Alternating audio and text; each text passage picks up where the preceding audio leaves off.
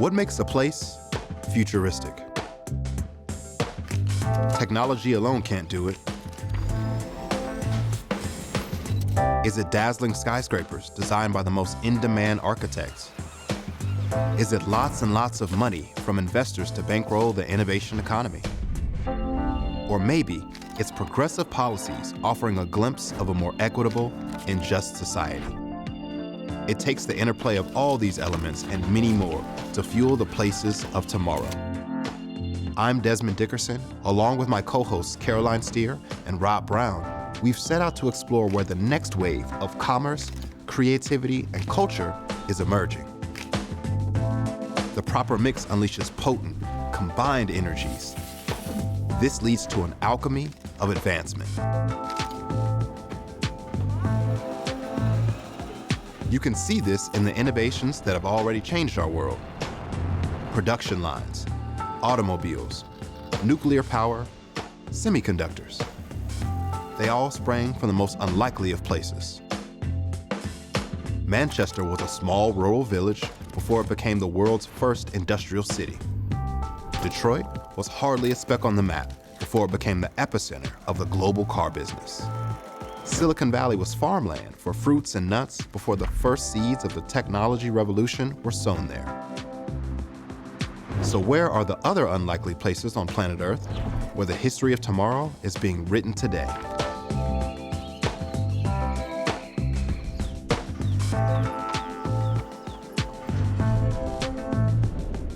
In places all over the world, glimmers of our future have begun. Some in fits and starts, others with radical reinventions. Places like Silicon Valley and Singapore have served as paradigms for cities of the future for much of recent history. But thanks to new workers, new technology, and cultural shifts, a new crop of places have begun crafting futures that will impact the world in the years to come.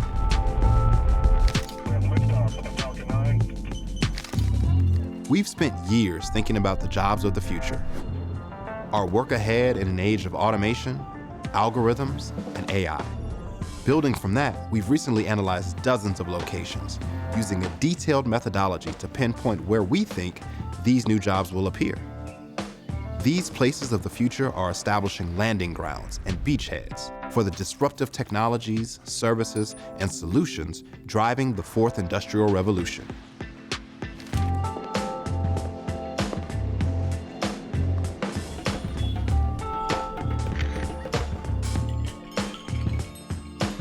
Cybersecurity in Tel Aviv has made it a hugely successful location for innovations around keeping data safe. Fintech has helped Nairobi reinvent itself with locally born technology innovations like M-Pesa. Esports in Dundee, Scotland. The tech-heavy worlds of video games have been fused together with design culture. Virtual workplaces fueled by Remotopia's huge cloud-based infrastructure investments were seemingly futuristic until the demands of COVID-19 thrust them front and center as places of the now. The immersive AR, VR, and XR technologies of virtual space are hot on its heels. In Kochi, India, local leaders marry tech together with green business practices, like the world's first and only solar-powered airport. Diversity and inclusion helped Atlanta, Georgia catalyze its innovation economy by embracing a rich mix of tech-savvy, culture, and talented people. As we explore places all over the globe that are shaping the world, we've enlisted local filmmakers in each location to show us the world through their eyes. Welcome to Places of the Future.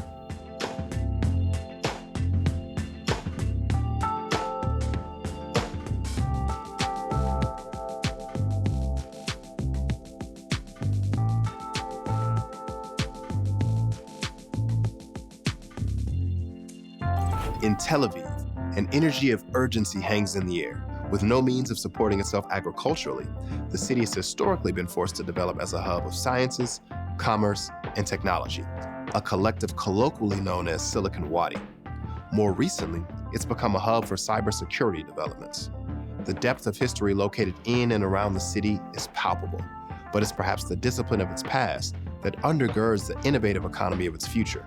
Caroline Steer went to Silicon Wadi to speak with the inventors, investors, and innovators of the next tech capital of the world.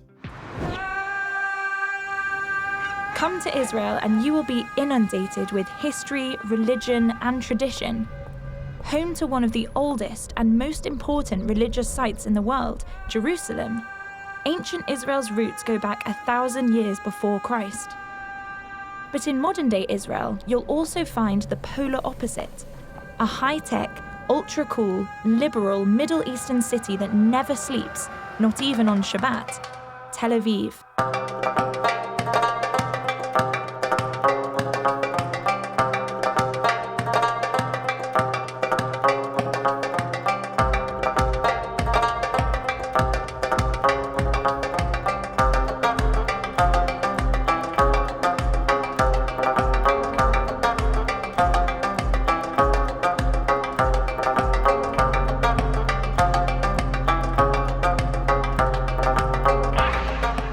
Israel is a melting pot of ancient and modern, traditional and progressive, East and West.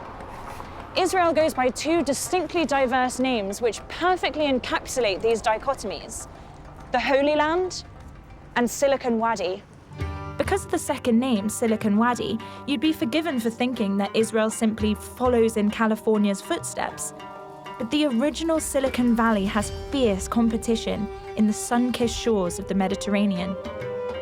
Hot on its heels, Israel ranks second in the World Economic Forum's Innovation Index and has more than double the venture capital investment per capita than the United States. Israel has the highest density of startups in the world, but it's also a startup in and of itself. Founded in its modern incarnation just over 70 years ago, Israel has achieved 50-fold economic growth without respite from its fight for existence. I'm Caroline Steer, and I'm here in Tel Aviv talking to some of Israel's leading innovators and entrepreneurs to answer the question on everybody's lips. What makes Silicon Wadi a place of the future, and what is the secret to Israel's tech success? לא הולכים בתל. נועז. חמימות. חסרי בושה. חוסר מורא. ללא גבולות. בלגן. ישירות. אמיץ. In certain fields, most especially cybersecurity, Israel's success is the envy of every other major tech hub in the world. This stems directly from Israel's history of innovation and entrepreneurship, driven by necessity. Historically, the biggest necessity of all has been security. For decades already in Israel, that has involved cybersecurity. But what started as a necessity evolved into a cybersecurity ecosystem that continues to attract tech titans everywhere and has firmly positioned Silicon Wadi as a place of the future. There are over 350 R&D centers of multinationals in Israel. Most of them have started by acquiring an Israeli company, but keeping that core team in Israel and actually increasing and growing that team into their presence in Israel. Now, that teaches us that there's something happening here that is very interesting to these multinationals. And it's not just the depth of innovation, it's not just the IP, it's the mindset. While most futurist connoisseurs would consider jobs like cyber attack agents or cyber calamity forecasters to be jobs of the future, to those on the front line in Silicon Wadi, they're already considered traditional, but certainly not out of date by any means. The Israeli Innovation Authority already labels cyber a traditional sector. Is a high-performing cyber sector simply a question of necessity for a state surrounded by conflict? How does the IDF's innovative strength spill over into the civilian sector? Can you tell me a bit about your military service? Yes, so I was part of the TALPIO program, which is you serve basically the Ministry of Defense for roughly a decade in technology leadership positions. What we learned in TALPIO is how to look broadly at a system and use those technologies to solve problems. And I think that is kind of what drives us here. So what I did at the Ministry of Defense, I headed the NAI section of the Israeli Air Force. It was fascinating work. And one of the things we did was try to speak with pilots to understand what are the mission critical needs, and then how do I develop algorithms, not just for the algorithm's sake, but to solve real world problems. I was in the intelligence force. I can't tell you too much about what I did. confidential. But looking back at the level of responsibility that I was given as an 18-year-old, it's mind-blowing. I had life and death in my hands, literally. So the fact that you're thrown into the deep end and you're doing things with such a level of complexity and risk, it makes you grow up really quickly. A lot of weight is put on the impact that the IDF and the military has on the innovation ecosystem in Israel. Yeah. Can you expand a bit on that? Well, if you think about it, the whole population goes through the military. So you have this in a very critical age. So you get those 18-year-olds right out of school. I think the biggest education system we have is the Ministry of Defense. It's a huge, huge role in why we have the startup culture and the startup environment. So I wholeheartedly agree. What do you think the biggest lesson or lessons Israel has to teach the world, to teach other nations how to foster such successful innovation? Draft everybody. No. The impact of military service isn't limited to those who end up working in the tech sector. The open and indiscriminate approach to military service teaches inclusivity and acceptance in the workplace. And the soft skills that every individual learns stands them in good stead for any career path they might choose.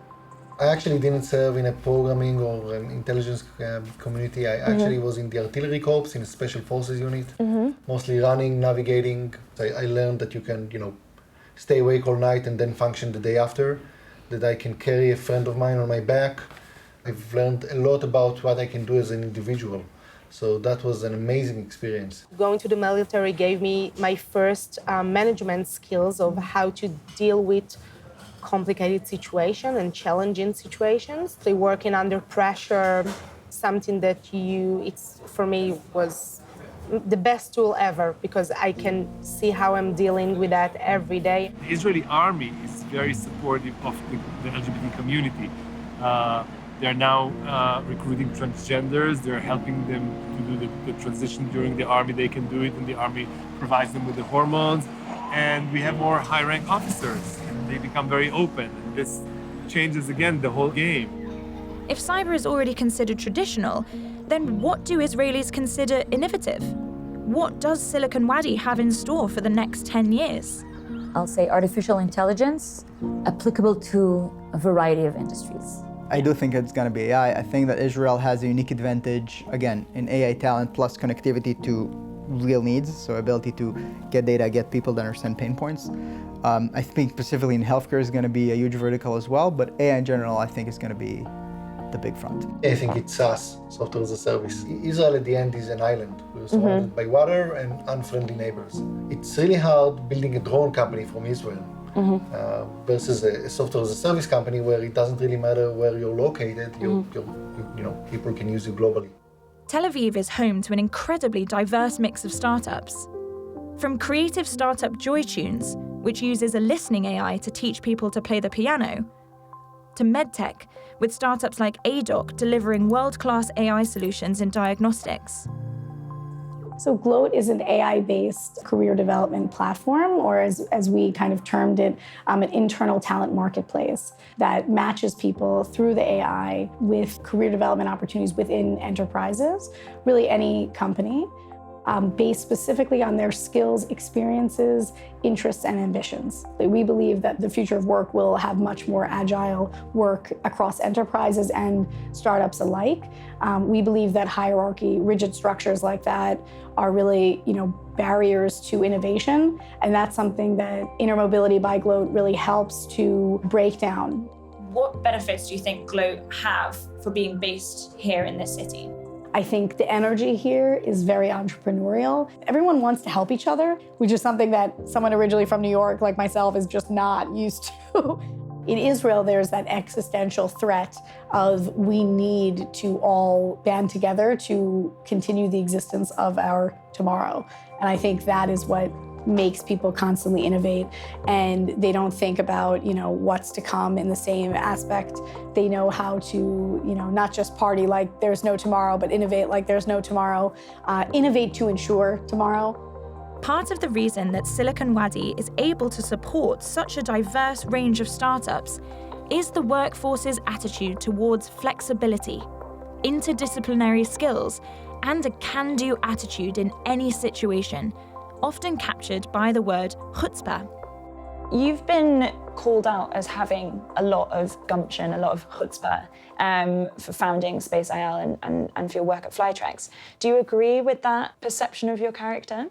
So a bit, both me and Amit, my partner, we take out all the preconceived notice and we just focus on what can and can be done, engineering-wise, business-wise. If you want to call that chutzpah, then okay, you can call that chutzpah, but it's more about what really can be done and what we think that cannot be done, but actually can be done. It's a real kind of no limitations mentality. That's correct. It was the same with the spacecraft. I was a young engineer, 30 years old, and I was like, sure, I can build a spacecraft. They've done that in the 60s, sent the spacecraft with a human being inside to the moon. So, we're, so many years after that, we can do that. Inbal Ariely's book, Chutzpah, is a must-read for anyone trying to understand what makes the talent landscape in Israel so unique. We asked her about the future of talent in Israel, and for her, it was all about interdisciplinary skills and a decreasing dependency on industry-specific workers. I think one important shift that already exists in Israel, but we'll see more in the world, is of actually skill-based innovation versus industry-based innovation. So for example, you can start in cyber and become this expert data scientist in cyber, but then bring from that world an idea into healthcare, and everyone will be okay with that. Although you did not work in healthcare companies and you're not an expert in the healthcare industry. But what you are bringing is this skill, this expertise in a specific skill, which can be relevant to different worlds. One thing that's impossible to miss when you're in Tel Aviv is the sense of community, of togetherness, of strong social connection. You can feel this social connectivity throughout the city, from the bustling cafes, bars and restaurants to the lively co-working spaces. In business, this translates into a very powerful network effect. I think actually the IDF, the Israeli army, is the great equalizer here. People from all different segments of society, regardless of background or socioeconomic status, are brought together and they form relationships, incredibly meaningful relationships with people who they would never, encounter in their regular lives. And I think in that vein, there's some amazing programs to get more, minorities and women into technology, which is incredibly exciting to see. The fact that we're so small gives us an advantage. I'll give an example from my professional world. I'm part of a WhatsApp group of VPs for customer success that I don't particularly know. I know maybe 20. It's a group of about 200 people. And we write to each other and we support each other. And if there's a new topic I don't know how to implement, a new type of product, a new challenge, a new risk, a new tool I'd like to use, I have this huge network of people that I don't really know, but they're all Israelis, so they're all my friends. And they probably know someone who went to the army with me. So it's really easy to collaborate. So that's definitely a unique selling point that we have as Israelis. It's difficult to talk with Israelis about what's in store for the next 10 years of their country. I'm not a good person for this. What's the future be like in general? It's not my... Maybe that's an Israeli thing though, like you said, it's more about being in the moment. You want to know what's going to be tomorrow. Is there a tomorrow? Are we going to be safe tomorrow? Like this notion of 20 years from now is always like, okay, 20 years from now. Okay, why didn't you call me then?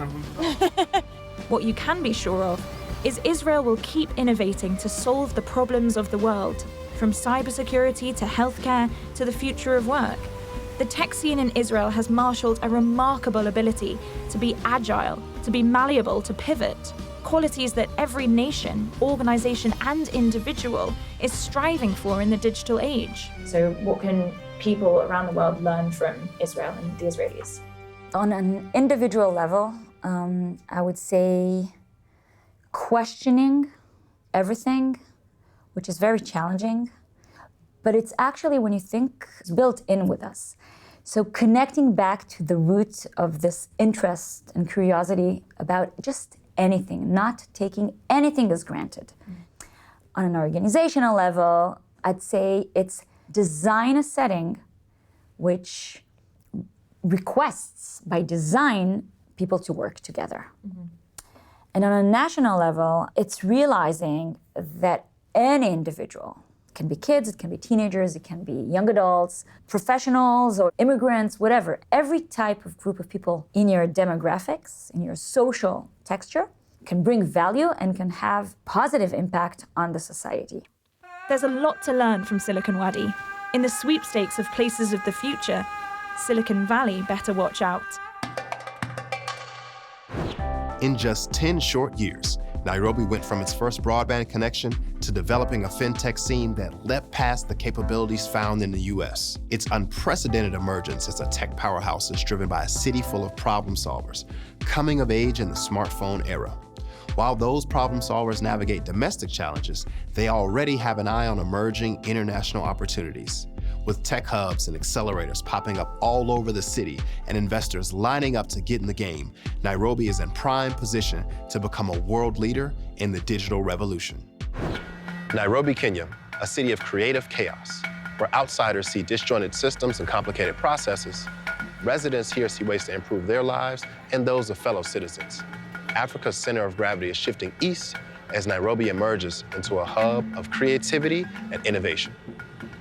I'll be speaking with entrepreneurs, corporate innovators, and educators about how they're all working together to make Nairobi a place of the future. The genesis of Nairobi's tech scene can be traced back about 10 years to the introduction of fiber optic cables. A key player in that was Dr. Batangi Ndemo. We're here today to talk to him about his role in government and in preparing young people for the future of Nairobi. Given your role as a professor at the University of Nairobi, playing a key role in building the future here, what role do you think that academic institutions should play in the future of Nairobi? The academic institutions are very critical to changes that are happening in society. For example, now we are moving into the fourth industrial revolution.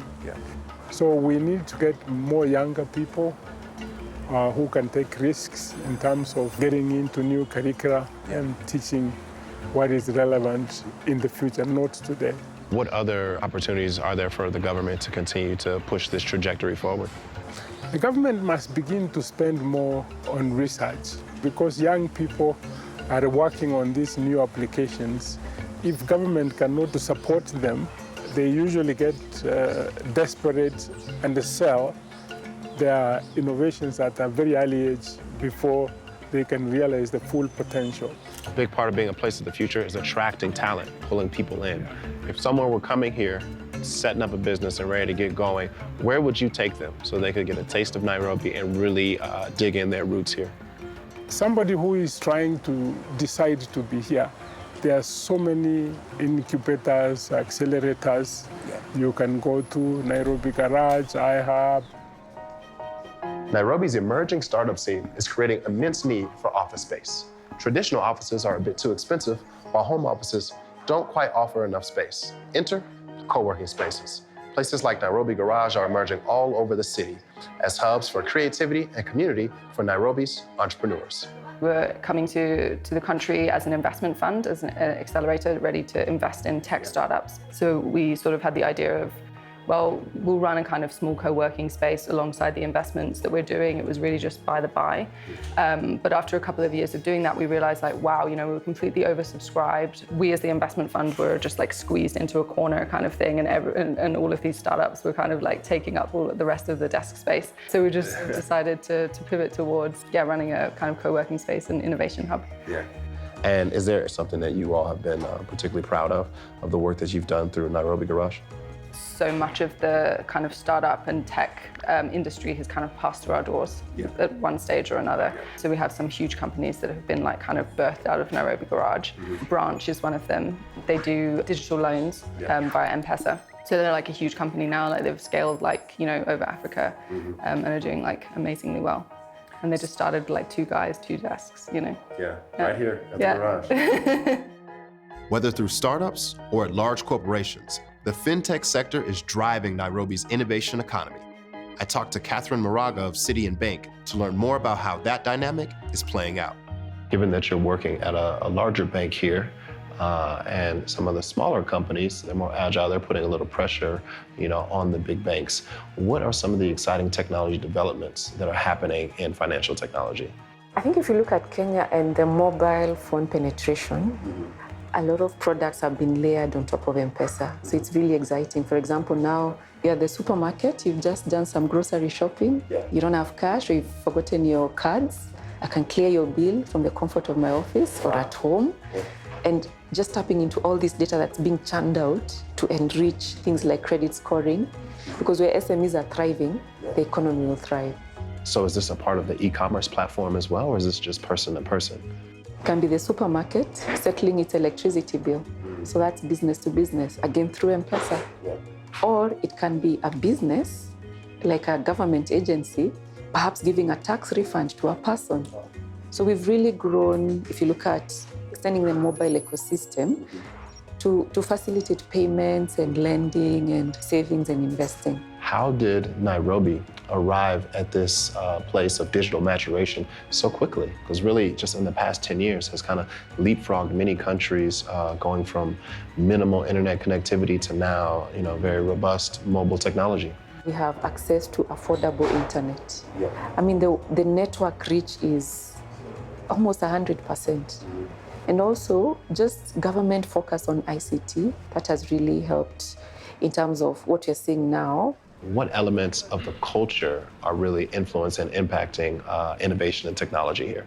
Infusion of art, and I guess videos. Videos have really been used to position products and also position their rollout.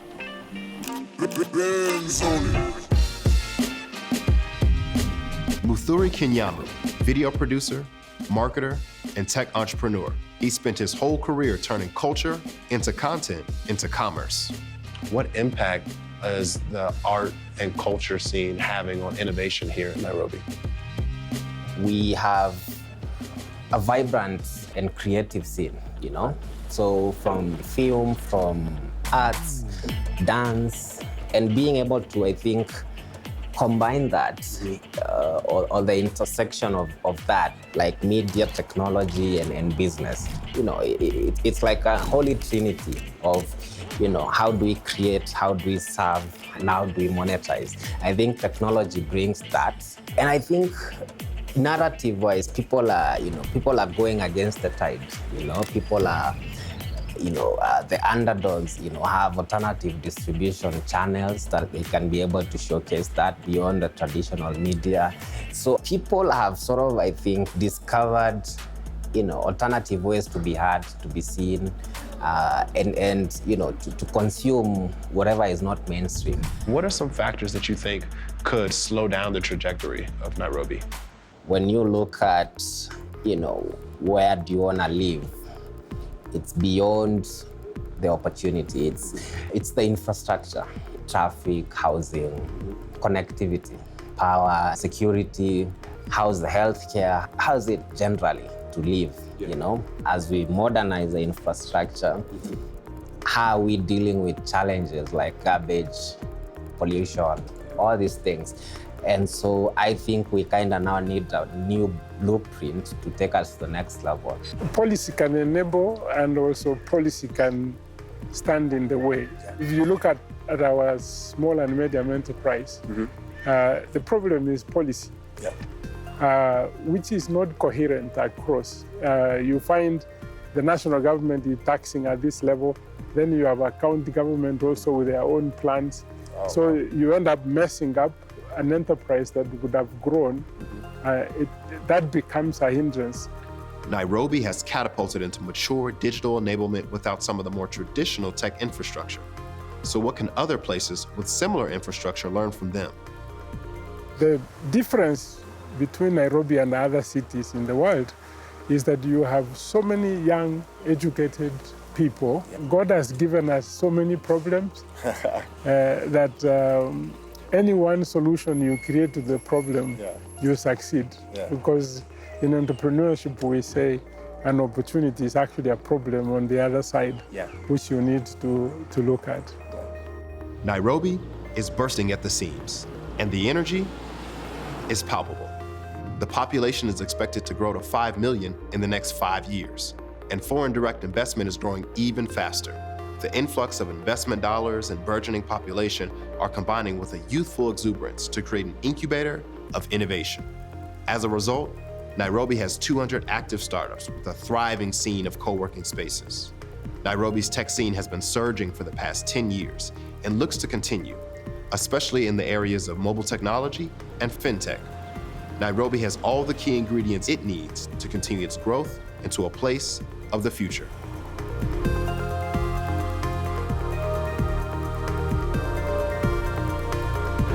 Dundee is the smallest town in our series, and it's ancient, but it punches well above its weight in output for the innovation economy. Nearly 30 years ago, Dundonian developers released the seminal video game Lemmings. Then they launched the Grand Theft Auto series. The continued economic and cultural growth of the gaming industry, coupled with the city's recent focus on design, will prime Dundee to have an outsized global impact in the years to come. Oh, and as you'll see, its food and beer scene also look exquisite. Scotland. You might think of it more as a destination holiday than a cutting-edge tech hub. You might come here to catch a glimpse of a stunning castle, or maybe even a kilt in the breeze. Or you're here to try the culinary delights of haggis or a deep-fried chocolate bar. Or maybe to play a round of golf on one of the world's most famous and oldest courses. Well, today we're taking you to a Scottish city that brought you a different kind of game.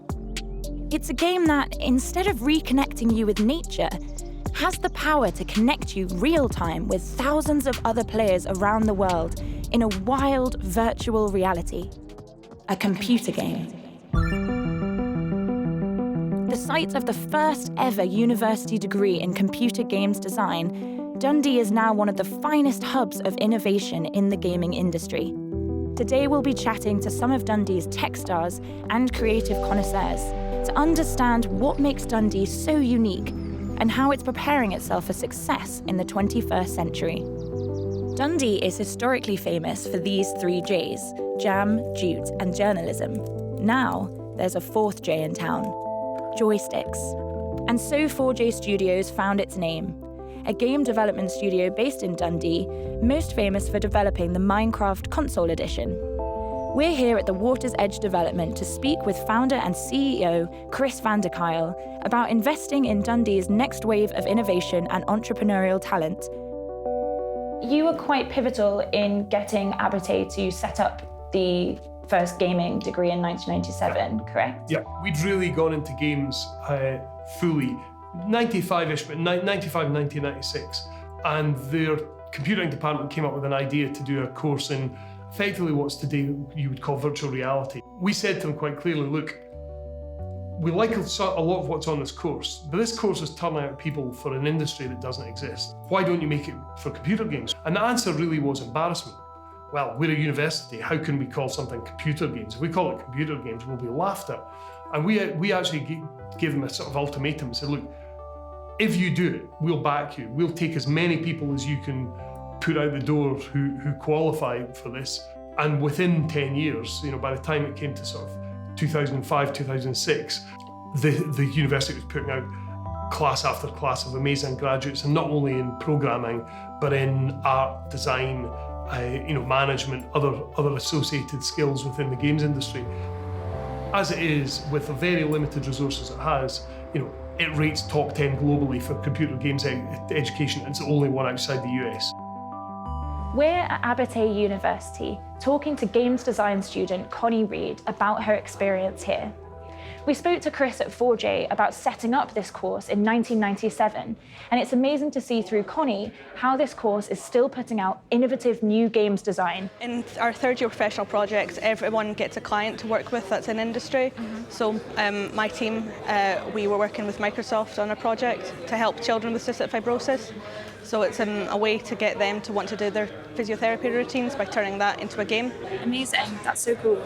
They developed a sensor that attaches to existing physiotherapy equipment, which will turn their breaths into an input for a computer game. The sensor, it picks up their breath, and then if they're playing one of our games, they'll blow into it, which affects something on the screen. And then that gives them incentive to want to do their exercises because it's turning it into a game, so it's making it fun. When you're younger, you don't think that computer games are made in Scotland. You think they're made somewhere like Japan and America. Then when I'm thinking that they're actually made where I'm from, it inspires me to know that I can also do that. One of the biggest challenges for this city is to ensure the successful renewal of job opportunity for Dundonians. Young talent like Connie exude a real sense of pride in being Dundonian and are placing their bets on Dundee being a place of the future. We're here at the V&A Dundee talking to Philip Long, the director, and Miriam Deeney, learning coordinator, about their thoughts on how this design museum has transformed the city and what the future has in store for the V&A and Dundee.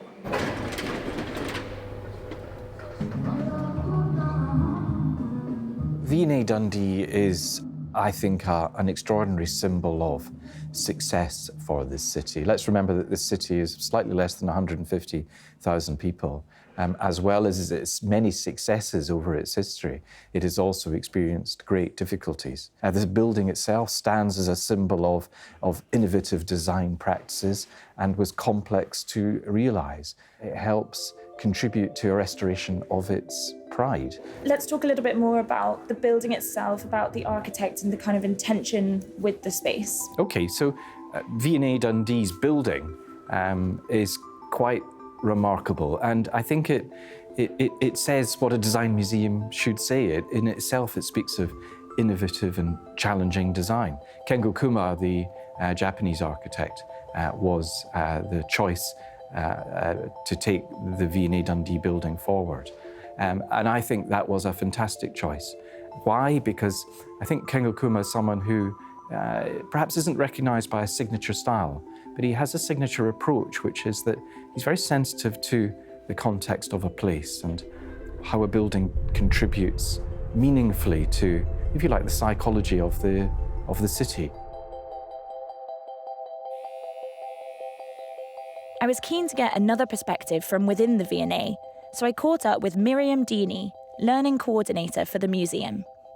Tell me about how you felt the V&A has impacted the city and the kind of impression that it's created here in Dundee.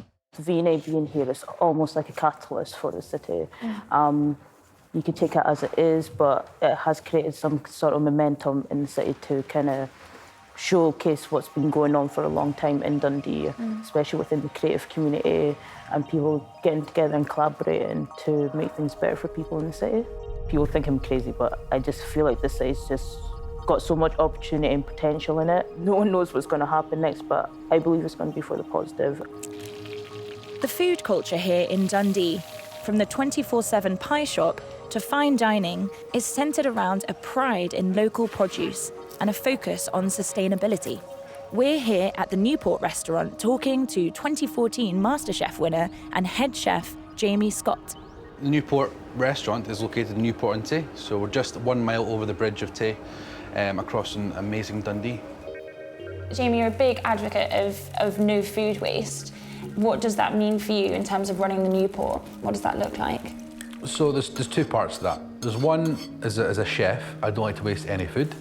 And there's two, as the businessman who owns a restaurant who doesn't want to waste any money. Because I've got 25 staff to pay, everything that goes in the bin that I can see we can make money out of has to be taken into consideration. And also, it's got a massive impact on flavour and texture and kind of the growing of a dish. It also keeps my costs down for what we're using, and it also gives the customer a more enjoyable experience. And we're limiting food miles, so it's got an everlasting effect on what we do.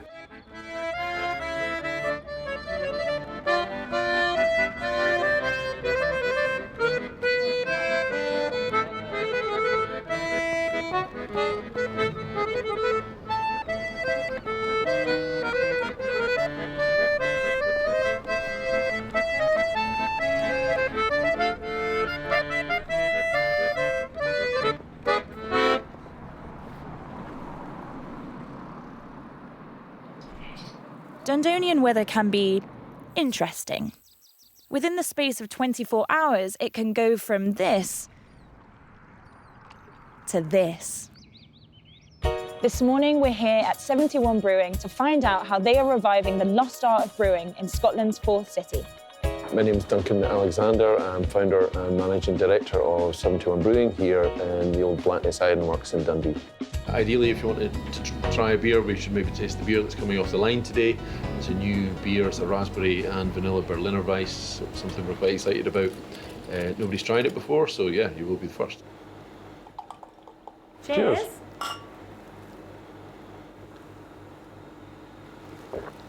Oh, it's so good. I think it's dangerously drinkable. Dundee was a very industrial city, and you know, when these industries left, as they did all over the UK, Dundee got hit really hard.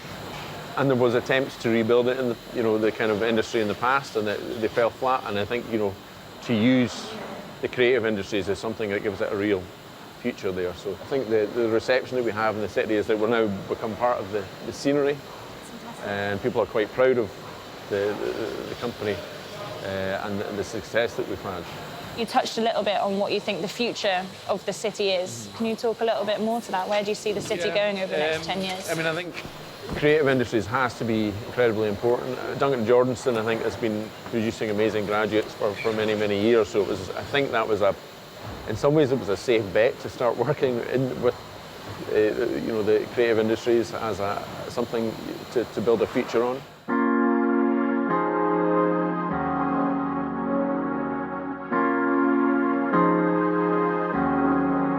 It's clear from talking with Duncan that the universities of Dundee really drive the city forward. I met with Maria McLennan at Duncan of Jordanston to discuss her role as a forensic jeweller. If the jewellery that we wear on an everyday basis, our rings, our brooches, our necklaces, all of a sudden started being embedded with technology that started to report back or collate on a database something about us and our biometrics and our identity, there's something about that people just aren't so willing to embrace.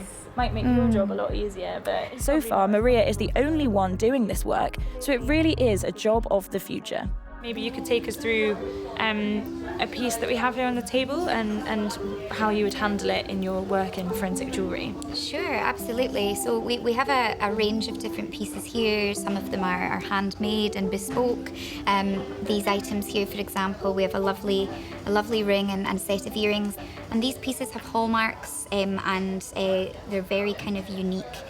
One really unique feature of a hallmark is that it often features a sponsor's or a maker's mark, which is how we can tell who the item was made by. We can go to what's called an assay office, of which there are 4 in the United Kingdom, and that's where most jewellery is kind of brought through and it's marked. And the assay office keeps a very precise record of all of these pieces of jewellery.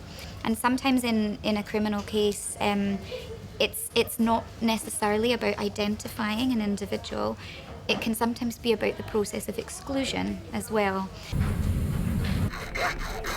What do you think the city can do better to help retain the great talent that's coming out of Dundee's universities?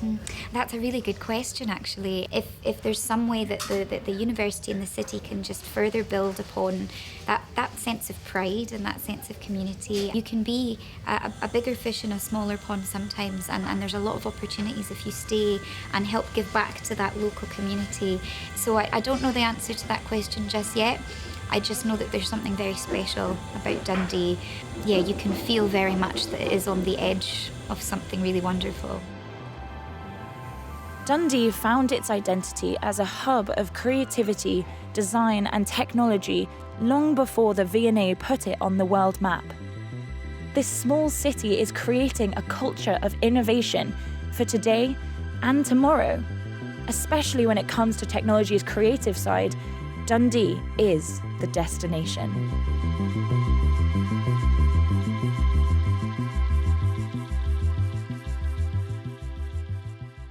The next place on our list may prove to be the most important of them all.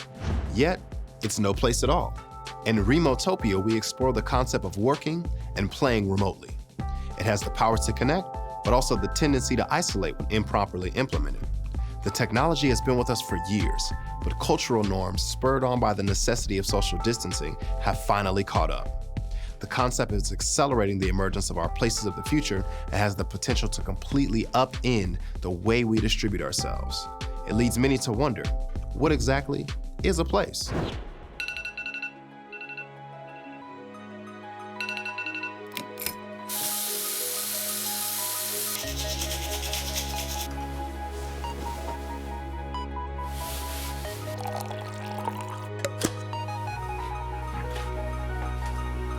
Welcome to Remotopia, the most futuristic place in the world.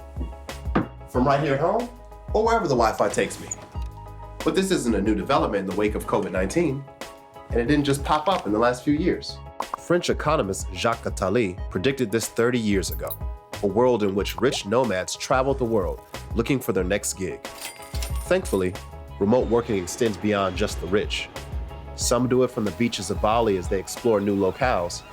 Others do it from small towns, where life is slower and their money goes further. I asked 3 people that have been working from home for years what Remotopia has been like for them. So tell me what you enjoy about working remotely. The thing that I love most about working remotely is that I can work anywhere from any time. For example, working on this couch behind me is the best place for writing. If I'm doing any administrative task, I do it best with a cup of coffee and at my dining room table. And I just really have learned where I work best, and that has really helped me to live a very flexible and fluid lifestyle while working from home. Without the commute time of having to go from physical space to physical space, boardroom to boardroom, really every virtual space is a boardroom now for everyone. So I can end one call and then in 10 minutes reset myself mentally and intellectually and be ready for that next conference, that next client, without having to travel across the county or across the metro area. Yeah, what I enjoy about working from home is it allows me to continue to provide essential services to my client on a day in and day out basis while also being here in this essential time for my family. Really, with technology, I've been able to turn my breadwinner aspect in employment into being the bread maker at home with my kids during this critical time. I enjoy working remotely because it allows me the opportunity to balance both my health and my career. I believe it's important that we're building a remote workforce that's including those living with chronic illnesses and disabilities. That way, we too can be afforded the chance to both contribute to the workforce and still take care of our individual needs. No matter how enjoyable the Remotopia arrangement becomes, workers must learn to properly balance screen time with convene time. As the home space and workspace merge into one, third spaces grow even more integral to functioning societies. These are the libraries, cafes, and parks. Sociologist Ray Oldenburg calls them great good places, where we can emerge from our solo endeavors to step out, connect, and recharge our creative juices for the future of work. But sometimes, it doesn't feel very futuristic in Remotopia. Organizations stuck in their old ways or just bring bad habits along with them as they transition from the cubicle to the couch. Leaders need new rules to make the most of this new way of thinking. Don't overstep boundaries or micromanage your team. Don't silo your remote workers. I didn't think about it like that. Good point. Instead, establish a rhythm. That could be weekly check-ins or a daily stand-up that brings team members together and encourages collaborative problem solving. But most importantly, don't forget to mute. Yeah, that's a great idea. Could you explain that in more detail for the folks on the call? Uh-oh. When done right, remote working has plenty of benefits for both workers and organizations alike. Cost cutting is the primary benefit. Some companies have cut costs by $11,000 per worker through reduced workstation expenses. Workers save too. Less spending on wardrobe, transportation, and childcare saves some up to $7,000 per year. Remote working policies also help win talent. 1/3 of workers would switch jobs to get remote working arrangements. And most important, it's proving productive. Remote workers take less sick days and are found to be 13% more productive. Remote work isn't just a short-term social distancing solve. Out of an abundance of caution, it's become the de facto arrangement for many of us. But Remotopia was already emerging as a place of the future. If you're new to town, just beware. The going isn't always easy, especially at first. But now is the time for your organization to experiment and perfect your approach to remote working. Because in the future, Remotopia is where everyone will want to be. The digital domain of Remotopia dominated workplace discussions throughout the pandemic. And the emergence of this concept sets the stage for yet another disruption to placemaking: virtual space. It can be found in the emerging frontiers of virtual reality, augmented reality, and immersive experiences for work, play, and everything in between. Across all industries and geographies, companies are already getting real results out of virtual space technologies. As the tech evolves beyond its current positioning as child's play, it will move from the margins to the mainstream as an indispensable tool in the future of work. Nearly 2 decades ago, innovators at Linden Lab here in San Francisco imagined millions of people arriving in a virtual place. Its name? Second Life. The OG platform for digital immersion, it was a learning ground for all the positives and negatives the medium could spawn. But no sooner had the excitement of Second Life peaked, it collapsed under the weight of its own lofty expectations. It's just one point of light for those boldly going forward to claim a new manifest destiny of the future by launching into virtual space. Today, the online big bang of COVID-19 means that everything that could go online has gone online. But in our isolation of remote work and living, we're growing increasingly weary of the flat 2D experiences of fumbling with Zoom rooms and goofy online cocktail parties. We're now yearning to break free and launch into something far more profound, three-dimensional, truly immersive, and virtual. Broader explorations of the possibilities of VR tantalize us. Cool or sometimes ridiculous mixed reality phenomena like Pokemon Go and the latest Snapchat filters pop up everywhere and start to become a canvas for mind-blowing levels of personalization.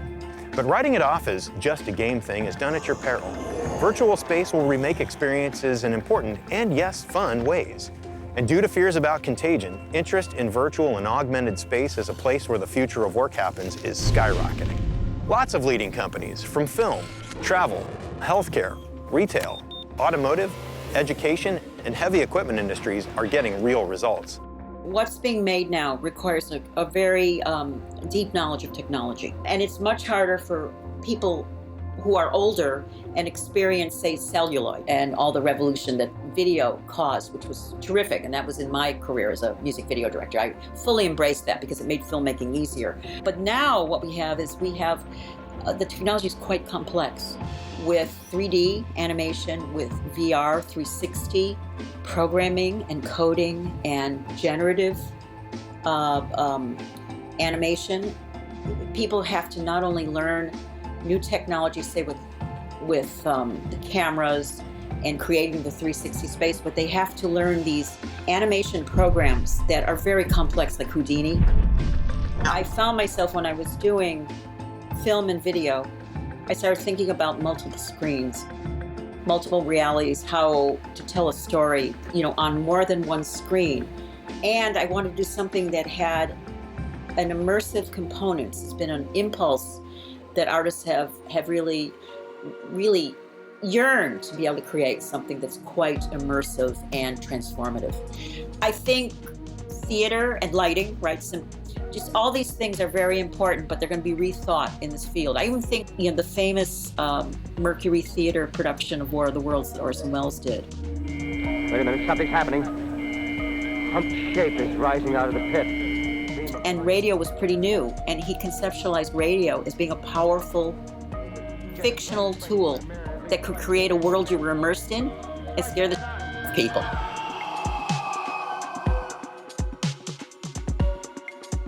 There's lots of things about this that will allow us to live other places, right? And it's just going to change a lot of things. So we are going to be different. Bringing people together in a physical space is one of the drawbacks of the HMD world. And as much as we love them, we're all tech geeks at our core, is that it can become isolating. And I think that will change over time, but currently, you put the headset on and you're in your own little world. Here, what we're doing is projecting on the physical world. You can have 10, 15, 20, even more people all in the same location experiencing the same thing at the exact same time, and it's interactive. It's fantastic, and I kind of know that the next chapter for you guys, it's already happening. You've taken a big box retailer and are repurposing the space. What you're getting as kind of the other side of the business, outside of the experiential, immersive side, is the use of space in the community. And our largest supporters are in the real estate world, and they're looking at the same problem that you just mentioned, where there's so much empty boxes, so many empty boxes, so many real estate, retail environments that really need community to come back to it. So it's not just about the shopping, it's about what else drives people to a location. Before, it used to be the movie theaters, and we see people kind of moving away from that a little bit, and then now it's going back to restaurants, breweries, gyms, the experience that we're building, anything to get people back into the community is really the power that we think will drive the next retail wave. The experiential retail wave, as it's being dubbed. The missing piece right now that will make it explode is a wearable that doesn't make you look goofy. Right now, what exists are things that you're asking someone to put a device on their face, and there's a lot of resistance, understandably so. I think that people are becoming aware of how you can take something that is static and make it very dynamic. And I think it has application in all kinds of fields, but particularly with our work with employee training into these new collar jobs, it can really pivot the perception of how, for example, a manufacturing job is dirty and boring, and really have someone see how fun it is to work with these tools. You'll soon see jobs of the future leveraging virtual space that adopt influence from gaming, design, storytelling, deep analytics, and online commerce. We'll see many new jobs as a result. Roles like VR and AR journey builders, personal memory curators, haptic interface programmers, and virtual immersion counselors will take flight. While all of this sounds great, privacy is a key concern. And what if we create a world where we can't tell the difference between reality and non-reality? Or imagine a virtual world that you never want to leave. The Japanese have a subculture that they call hikikomori, which roughly translates into English as pulling inward. Like whiskey, too much of a good thing can be a bad thing. And so humans will need detox from virtual space, like digital Sabbaths that can give our addled brains a break. And given this intensely visual medium, as the saying goes, the eyeballs are the windows into the soul. So ethical guardrails are necessary, proper, and essential concerns that are everyone's responsibility. Forget the hype. The dawn of virtual space is something that will become very, very big. If you think glimmers like Pokemon Go or even Second Life were a joke, remember, people thought the same thing about cloud computing 20 years ago. Indeed, the most surprising possibility about Second Life may be that it offered us an electrifying exemplar of virtual space, a place of the future that's already on the horizon today.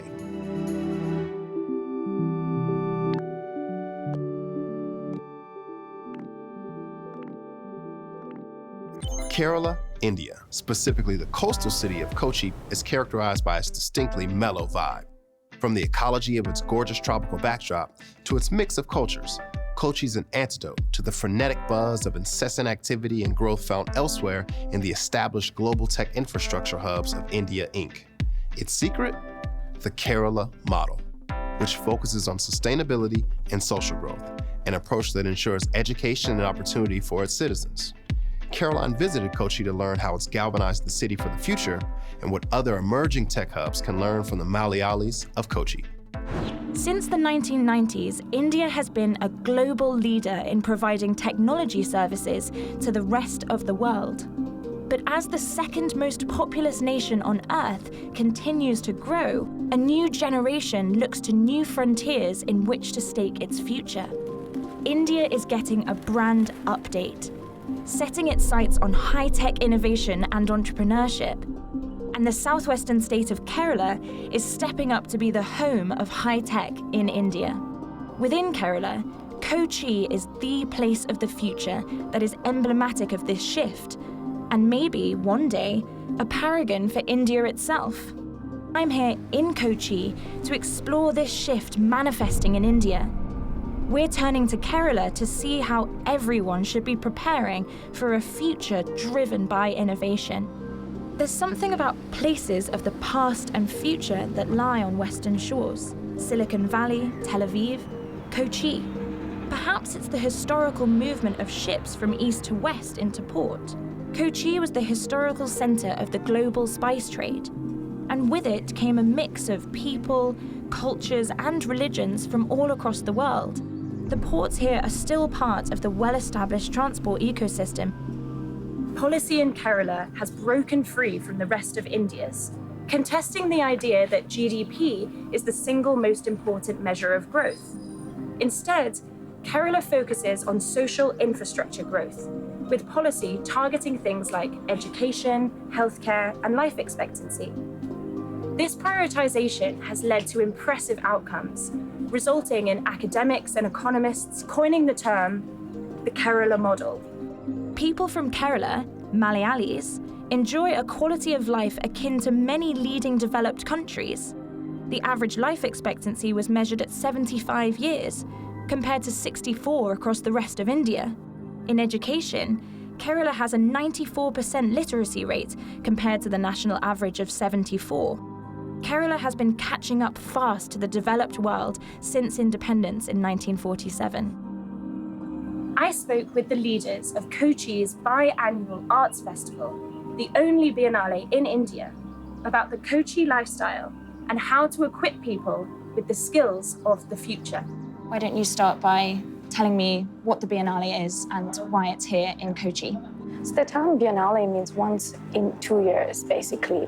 And the whole idea of the Kochi Biennale was to build an amazing exhibition for visual arts, where people can really celebrate the visual arts, not be stuck by barriers of two-dimensionality, medium, the pressures of a market, of what would, appeal to a few and not to a few. So the whole idea was built across, what a Biennale can bring to a city and impact. The talent here in Kochi will be have the cutting edge because it's grown up in a place that really puts the cultural education, the creative education at the center, whilst also being a technology hub. Do you think that makes people here quite unique? Absolutely. I think that becomes a very important thing that you take back. You look at the IT boom in Bangalore, creativity was not very strong. So you have a lot of people outsourcing people from Bangalore when it became the Silicon Valley. Things have moved to Hyderabad. Again, it's the same problem where I see the difference in Kochi here, where people there was the most amazing makerspace here, and the maker movement was invented, started off in Bangalore, but actually the innovation hub here has sort of taken on and much faster than it has in Bangalore or anywhere else. Thanks to the Kerala model, Kochi is a city with an extraordinarily popular way of life.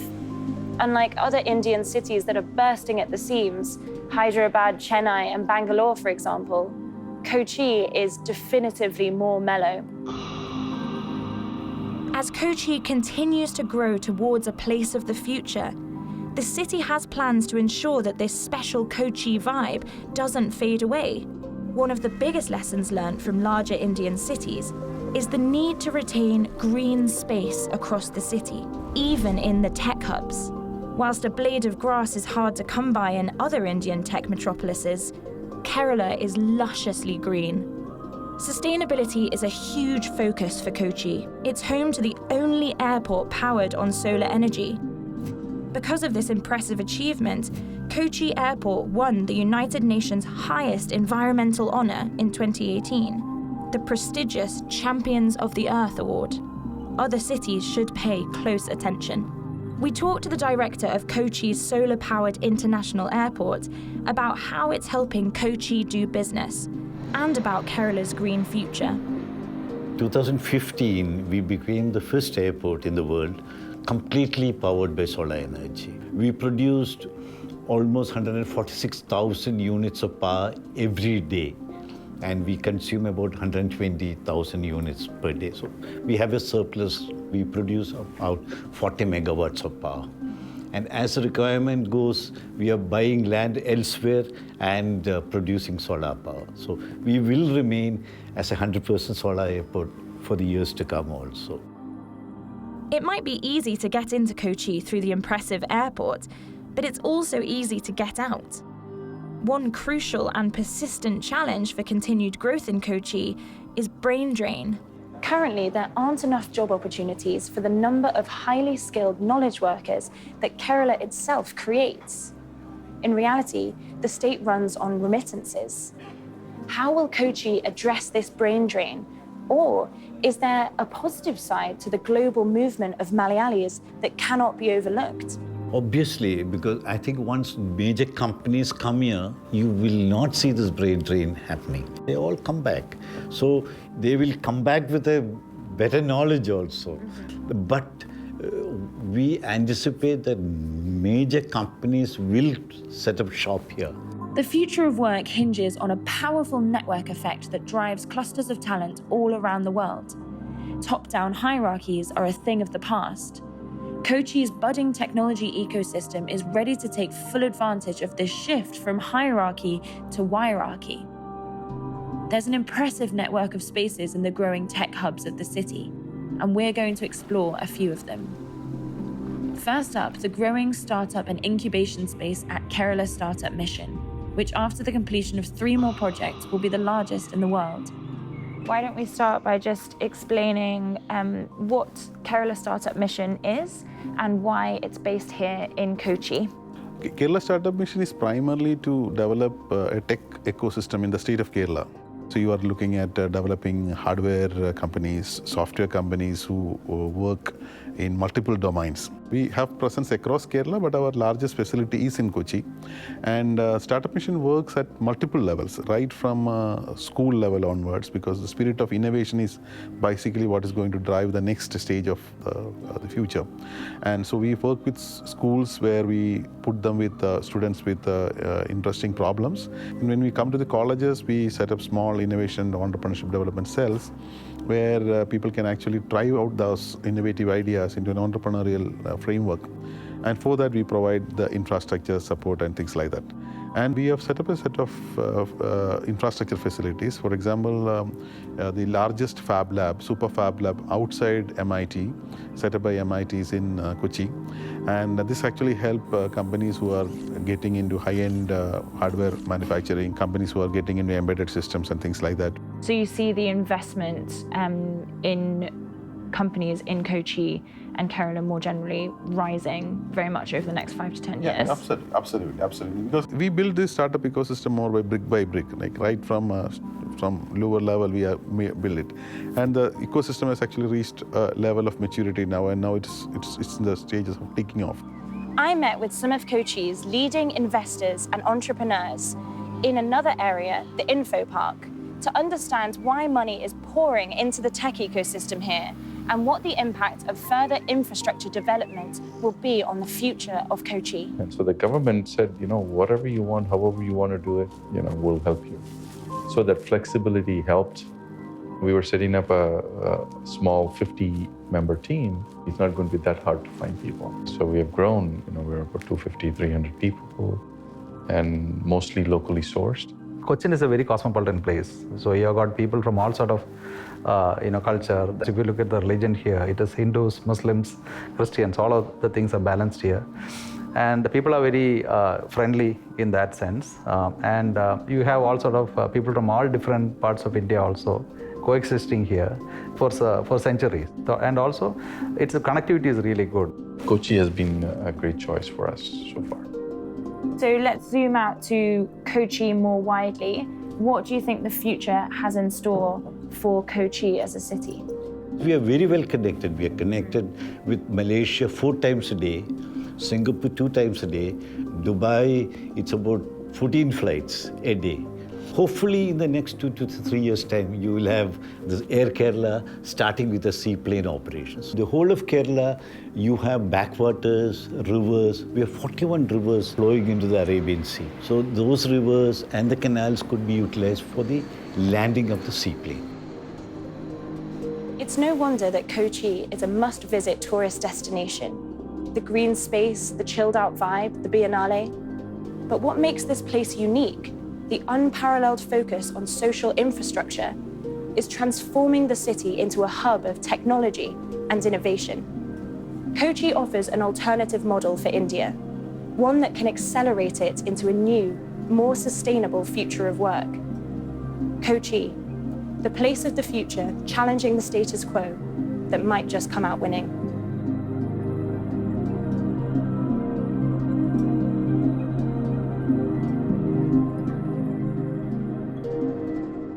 Atlanta, Georgia is a place that's finding its footing in the tech ecosystem of tomorrow, driven by the cultural currency of today.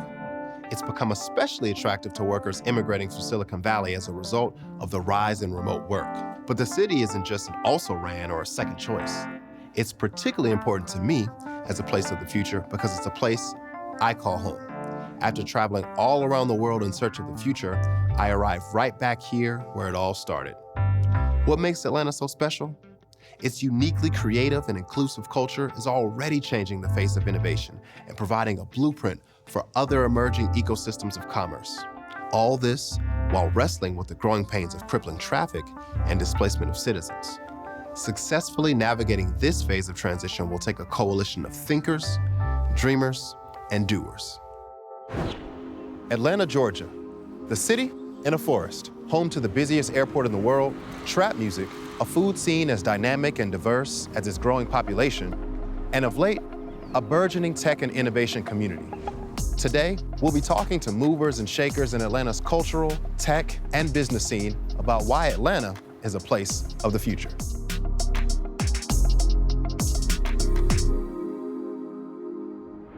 Our closeness to really the pulse of creativity, culture really influences what people are building here, and I think it's super special.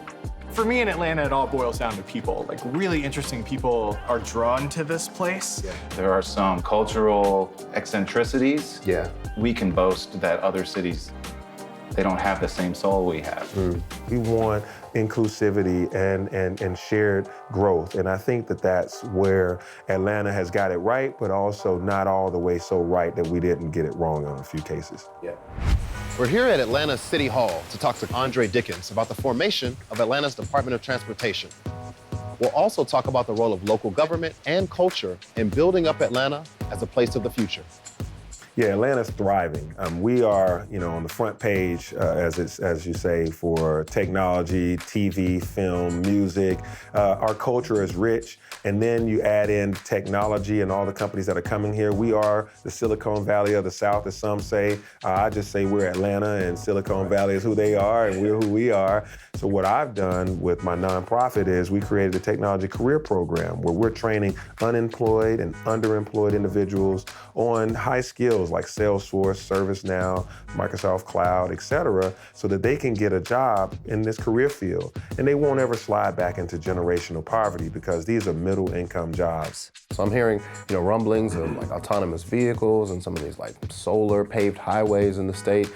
Is the Atlanta DOT getting involved in any of those innovative practices? The Atlanta DOT will coordinate with the Georgia Department of Transportation as well as our federal partners to be able to bring about the changes that we need in the city and to remain innovative. I think as we are becoming more of a smart city and technology is definitely leading the way, we together with our partners are looking at how we can innovate and be able to foster new technologies into our transportation grid like autonomous vehicles. And so I think that's all part of our future is using technology as well as being sensitive to communities and equity as we grow out this transportation network. So you've got a startup founder, right? And they're saying, hey, I'm gonna come to Atlanta, I'm gonna find some talent, I'm gonna build up my company there. Where's the first place that you tell them to go to grab a bite and just feel that Atlanta love? Well, I think one of the best places that you can go is to go to the gathering spot.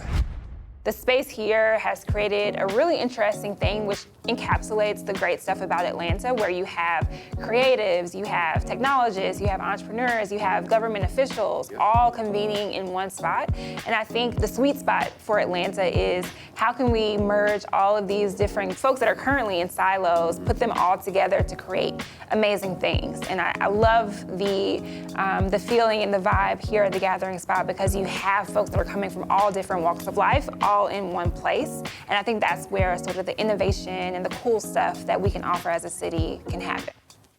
Jewel Burke Solomon is rewriting the typical tech narrative. She's a Black woman with a successful startup and exit under her belt, all while based here in Atlanta, Georgia. Today, we're talking to her about how the city has shaped her success and her plan to shape the future of Atlanta. Like many people in the tech world, you started out in Silicon Valley, out in the Bay Area. How did you wind up choosing Atlanta?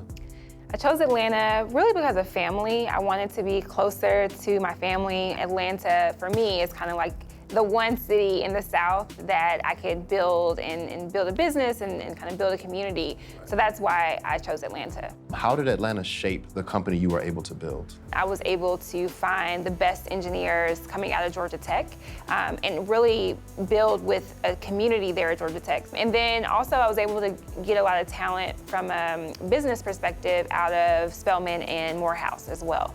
So I think the university systems that we have here, access to being being able to travel to wherever you have to go through the airport, as well as corporations who are sort of our early customers. All of that, I think we couldn't have had access to in any other place than Atlanta. So the typical tech story, it's a tech bro, usually white, usually male. They launch their business and build it, scale it, what have you. Clearly, that's not the case with you. What has been your experience as a woman in technology, a woman of color in technology, and how is that different for you, particularly here in Atlanta? It definitely made things a lot more challenging for me. I think a lot of people were surprised at the type of technology that I was trying to build, the industry that I was trying to serve. I mean, that was pretty novel idea, and people couldn't get their head around how can you, as at the time, 23 or 24-year-old Black woman pursue this. And so I had to get comfortable with that and realize that everyone's not gonna be supportive of what I'm doing. Some people are not gonna be able to get their mind wrapped around it, but we have to pursue the mission and make sure that the next time around, it's a lot easier for the folks that are coming up behind me who may look like me, and people not be ready for them pursuing the particular businesses that they're pursuing. Whether traveling for business or pleasure, Atlanta sees its fair share of visitors, all of them curious about where to go when they touch down. Sneakerhead, sports aficionado, and designer Larry Luke is their digital tour guide. He's invited us into his home office today to talk about design, culture, and their impact on the future of Atlanta. Right now, I work for a company called Localor, and they're based in Austin. I'm one of 3 employees for the company, and I work remote 100% of the time. And what role would you say that diversity and inclusion plays here in Atlanta in the business sector and particularly the tech scene, which is a little different from some of the other tech hubs? Well, it's interesting that you bring that up because I work at a tech startup, basically, and our founder is Black. And I'm Asian, and then the other employee is a woman. And so we're all like minorities in some way. Right. And we've noticed the trend when it goes to fundraising or whatever, like we just don't get the same kind of nods that other people do, specifically white males that have tech startups. Right. And that's just the way the world is, and we understand that, and we've been able to raise capital and do what we want to do with Localor. But I think that landscape is drastically shifting now because Atlanta is such a diverse city, and Atlanta has people with great ideas that want to create businesses that can help people. It's just amazing to think like how far could you stretch a dollar with a founder here in Atlanta versus what somebody might be doing in Silicon Valley. Right. I just think that there are smart people here. There are people that can do a lot with less resources. And I think anyone that's willing to invest in the founders here in Atlanta are going to be pleasantly surprised. This is Tech Square. It's full of classrooms, corporate offices, and co-working spaces. And of course, a Waffle House. It's where students, startups, and corporate innovators all come together, building the future of Atlanta. I went to grad school in this building right over here, studying business, being right in the epicenter of technology here in Atlanta. It's a great opportunity for students and for those that are building up their startups where we can all intermingle and apply the things we're learning in the classroom, whether it's engineering or marketing or business strategy, and then take that and apply that to actual products that are being developed here at some of the businesses located at Tech Square. While some call it the city too busy to hate, it also has a reputation as the city too busy to remember, demolishing landmarks across the city in favor of posh high-rises or retail redevelopment projects. Couple that with a rising displacement from gentrification, and we've got a recipe for cultural disaster. That's of particular concern because culture is the driving force of commerce and creativity around these parts. Kyle Stapleton knows a thing or two about that as the Senior Manager of Culture and Experience at Turner Studios.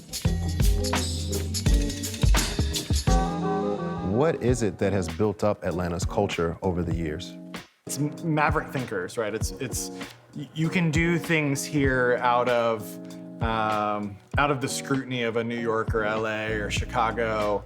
A big, wild, crazy idea can take root because you're almost not thought of, right? That's where the idea of outcast, the name, came from. But you think about your Ted Turners shaping the modern media business. You think about your Maynard Jackson and the obvious one, Dr. King, and the nonviolent social justice movement, one of the most important movements in American history. Those things couldn't happen other places. There are a ton of historical and societal factors and regional factors that go into it, but it's a perfect convergence of factors here in this place. What other challenges do you see facing the city that could derail all of this potential, all of this progress that's being made? There's a lot that I'm cautiously optimistic about. People have their eye on Atlanta now. The narrative has started to shift. Industry is moving here to an extent for pragmatic reasons, low cost of living, amazing weather, one of the greenest cities in the country in terms of tree cover and space and all of that. It's a beautiful, very nature-oriented place to live. It attracts a wide mix of people. Our history as a railroad hub and then as an airport city has made us a crossroads of interesting people from all over the country and the world. So we have a lot of different ideas and people converge metaphorically in really interesting ways as they have literally. The thing that I'm cautious about is people who are taking advantage of some of those beautiful things maybe for the wrong reason and then changing the things that have made it great, like the art and culture, and making it less of an affordable and equitable place to live. What are some of the things that other cities that are maybe in a similar place or a few steps behind, what should they be looking to Atlanta for on guidance on how they can position themselves as a place of the future? I saw an event pop up on my feed recently that was, is Nashville the next Atlanta?